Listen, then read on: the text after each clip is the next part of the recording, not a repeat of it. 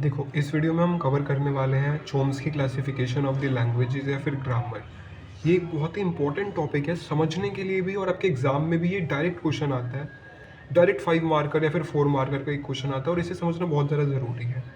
देखो, हमने पिछले लेक्चर में ग्रामर देखी थी कि जो ग्रामर है उसको हम 4 टपल से डिनोट करते हैं, जिसमें वी एन होता है वेरिएबल, सिग्मा होता है टर्मिनल्स का सेट, एस होता है स्टार्ट सिंबल और पी होता है प्रोडक्शन रूल्स। अब देखो, ग्रामर को हमने डिवाइड कर दिया है 3 से 4 पार्ट में। वो किसके बेसिस पे किया है? देखो, वी एन के बेसिस पे नहीं किया, टर्मिनल्स के बेसिस पे नहीं किया क्योंकि वो कुछ भी हो सकते हैं, स्टार्ट सिंबल तो ऑलमोस्ट सेम ही रहता है सब में। हमने प्रोडक्शन रूल के हिसाब से उन्हें चेंज करा है। ठीक है, सबसे सारी की सारी ग्रामर जो भी अभी है उनको हम बोलते हैं टाइप 0 ग्रामर। पूरी ग्रामर, एक तरह से इसको आप बोलो यूनिवर्सल सेट, कि जितनी भी ग्रामर है वो टाइप 0 ग्रामर तो है ही। टाइप 0 ग्रामर को हम बोलते हैं अनरेस्ट्रिक्टेड ग्रामर। अनरेस्ट्रिक्टेड क्यों बोल रहे हैं? इस पर कोई रेस्ट्रिक्शन नहीं है। अभी देखो, मैं आपको बताता हूँ कैसे। और इससे जो लैंग्वेज जनरेट होती है उसको हम बोलते हैं रिकर्सिवली इन्यूमरेबल लैंग्वेज। रूल पे कोई रेस्ट्रिक्शन नहीं है। इसका क्या मतलब है? देखो, हम अभी समझते हैं। सबसे पहले देखो, प्रोडक्शन रूल्स हो कुछ भी ऐसा हो सकता है कि अल्फा गिव्स बीटा, तो इस पर कोई रेस्ट्रिक्शन नहीं है। बस एक रेस्ट्रिक्शन है कि अल्फा में एक ना एक वेरिएबल पक्का होना चाहिए। देखो, अल्फा में एक ना एक वेरिएबल होगा तभी तो हम कुछ जनरेट कर पाएंगे। अगर अल्फा में वेरिएबल ही नहीं है तो हम कुछ स्टार्ट ही नहीं कर पा रहे, क्योंकि हमें कुछ भी जनरेट करने के लिए स्टार्ट तो वेरिएबल से ही करना पड़ेगा ना। तो हमें अल्फा में मस्ट कंटेन वन वेरिएबल, और beta can be anything. Beta can be anything. ये वीएन यूनियन टर्मिनल्स का जो सेट है उसमें से कुछ भी हो सकता है। इस पर कोई रेस्ट्रिक्शन नहीं है। अभी हम जो बाकी लैंग्वेजेस देखेंगे उस पर हमने रेस्ट्रिक्शन लगा दी, लेकिन इन पे कोई रेस्ट्रिक्शन नहीं है। तो ये इनकी सबसे हाईएस्ट कंप्यूटेशनल पावर है। मतलब ये ऑलमोस्ट हर लैंग्वेज जनरेट कर सकते हैं, हर लैंग्वेज। इनको एक्सेप्ट जो मशीन करती है, देखो मैंने आपको पहले ही बताया था कि ग्रामर एक लैंग्वेज जनरेट करती है। इससे जनरेट होने वाली लैंग्वेज को हम बोलते हैं रिकर्सिवली इन्यूमरेबल लैंग्वेज। और उस लैंग्वेज को एक्सेप्ट करने के लिए हम मशीन बना सकते हैं। अब देखो, इस मशीन पे इस पे कोई भी रेस्ट्रिक्शन ही नहीं है, तो इसको जो मशीन एक्सेप्ट करती है उसको हम बोलते हैं ट्यूरिंग मशीन। ट्यूरिंग मशीन अभी तक की मोस्ट पावरफुल मशीन है जो भी हमारे पास है। हमारी जो कंप्यूटर वर्क करते हैं वो भी अभी हमारे ट्यूरिंग मशीन के बराबर में है, वो भी उनसे ऊपर नहीं है। ट्यूरिंग मशीन हर एक ग्रामर को समझ सकती है, जो भी ग्रामर है, जो भी लैंग्वेज है। और अब सेकंड नंबर पे हम देखते हैं, वो है हमारी टाइप 1 ग्रामर। टाइप 1 ग्रामर, या फिर उसको हम बोलते हैं context sensitive grammar. Context sensitive grammar. और इससे जो लैंग्वेज जनरेट होती है, या फिर इसको हम कंटेक्स्ट डिपेंडेंट लैंग्वेज भी बोल देते हैं। और कंटेक्स्ट सेंसिटिव लैंग्वेज भी बोल देते हैं इससे जो लैंग्वेज जनरेट होती है। देखो, इसमें क्या है, ऊपर वाले में जो प्रोडक्शन रूल्स थे उस पर कोई रेस्ट्रिक्शन नहीं थी।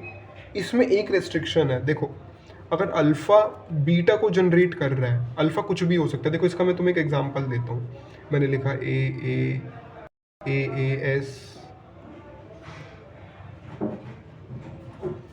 S B gives B. तो टाइप 0 में कोई भी इस पर रेस्ट्रिक्शन नहीं थी। टाइप 1 में इस पर एक रेस्ट्रिक्शन है। देखो, इसके साथ साथ कि alpha must contain at least one variable. देखो, ये तो सब में इम्पॉर्टेंट है ही है।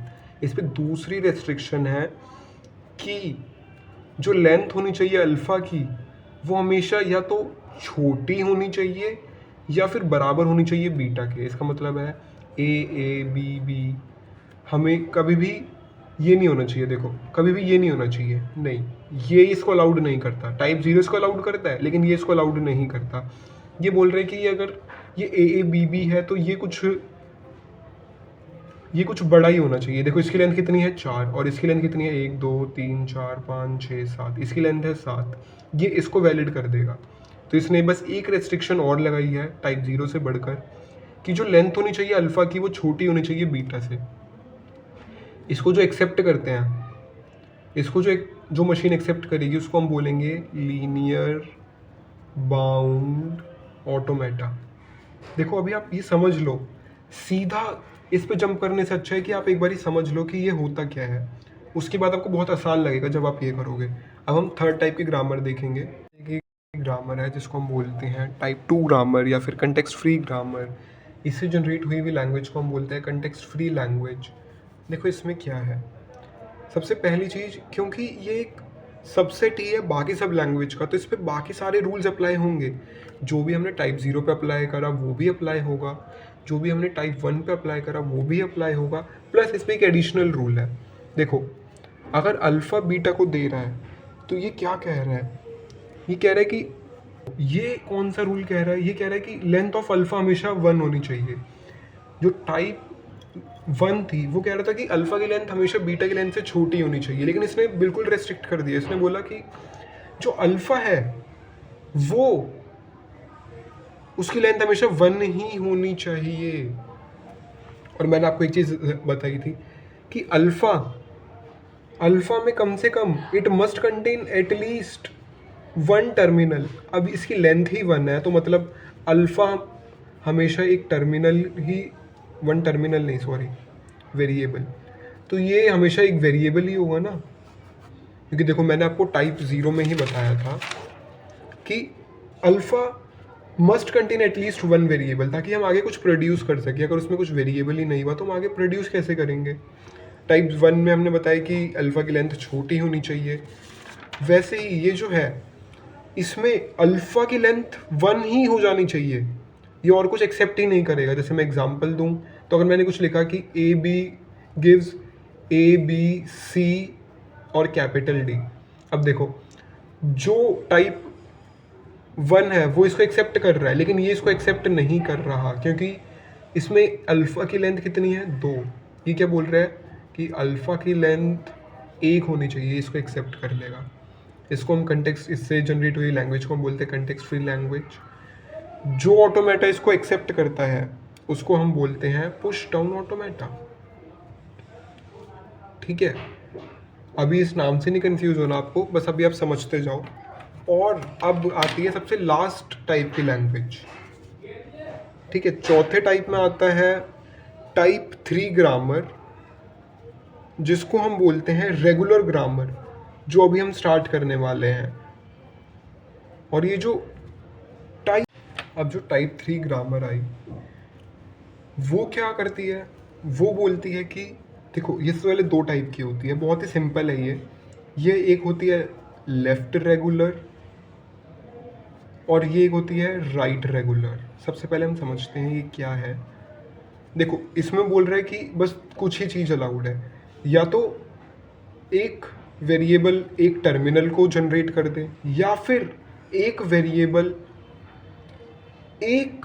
वेरिएबल और उसके बाद एक टर्मिनल को जनरेट कर दे। बस ये ही 2 प्रोडक्शन अलाउड है और कोई प्रोडक्शन अलाउड नहीं है।